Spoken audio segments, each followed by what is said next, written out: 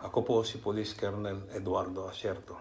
Ngayon ay May 1, 2019. Itong mensahe na ito ay tugon sa lahat ng mga akusasyon nila laban sa akin at mga panggigipit nila sa mga tao na nakapaligid sa akin. Isa na rito si retired Major Lito Perote na dinukot nila sa Bacolod noong Biyernes Santo.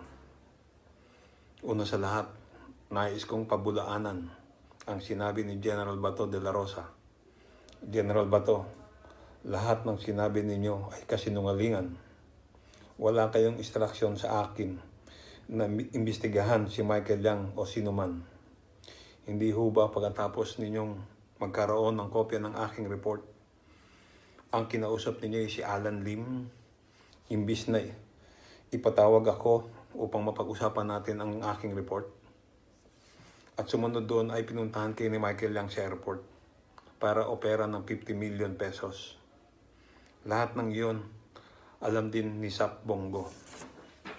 Sap Bongo, sabi ni DJ Aquino, gusto mo akong kausapin ukol sa report ko. Pero bakit hindi mo na tinuloy na ako'y pinatawag? Uulit-ulitin ko po na ang purpose at intent ng aking report ay para warningan si Presidente na baka hindi niya alam na siya ay napapaligiran ng mga drug lord. Malaki ang paniwala ko sa Pangulo noon at sa kanyang kampanya laban sa illegal na droga. Sa totoo lang, matagal na panahon akong hindi bumoboto. Pero nung tumakbo siya, ay nagparehistro ako para lang bumoto sa kanya. At hindi lang yon, nag-donate din ako noon para sa printing ng t-shirt sa kanyang kampanya. Ang akala ko tama ang desisyon ko na iboto at ikampanya siya. Pero masasabi ko na ngayon na nagkamali ako ng boto. Marami din akong nabuong katanungan habang nasa serbisyo pa ako at maging ngayon. Hindi ko napigilang itanong sa mga kasamahan ko dati. Totoo nga ba itong war on drugs? Ngayong ulit kong tinatanong, bakit ako gustong ipapatay ni Presidente? Bakit higit na mas mataas pa ang patong sa ulo ko kumpara sa mga totoong drug lord? Handa naman ho akong naharapin ang lahat ng akusasyon na ito at naniniwalang maabsuelto ako at mapapatunayan na wala akong ginawang paglabag sa batas. Pero kailanman, hindi sa ilalim ng Administrasyong Duterte.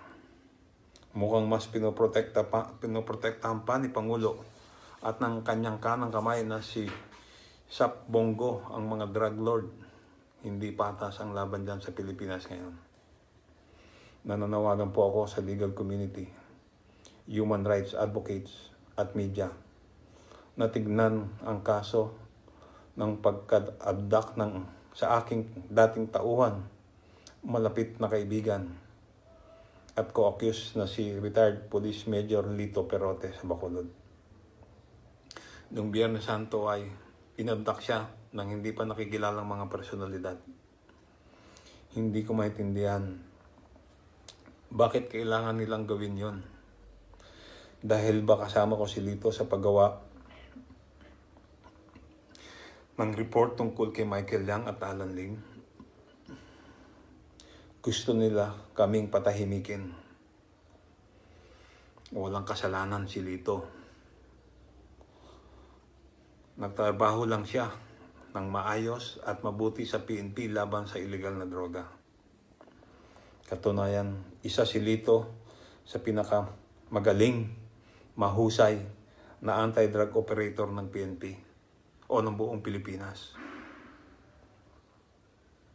Sana po ay matulungan ninyo ang pamilya ni Lito na mahanap siya at siguraduhin na ligtas siya. Para din po sa legal community, sana isilipin ninyo ang mga questionable sa DOJ resolution na nagsasabing may probable cause upang kasuhan ako. Bakit na-dismiss ang ibang mga akusado na kinasuhan dahil sa natagpuang magnetic litter sa Cavite? Bakit mukhang namanipula ang kaso upang idiin kami ng mga nagtatrabaho lamang at ang sa walang bahala at inismiss ang kaso laban sa totoong may sala. Para naman sa mga kababayan ko dyan sa Pilipinas, inaamin ko na nagkamali ako ng boto noong 2016. Ang tanging hiling ko lang sa inyo ay sana po pumoto kayo ng tama sa darating na Mayo 13. Maraming salamat po. God save the Philippines.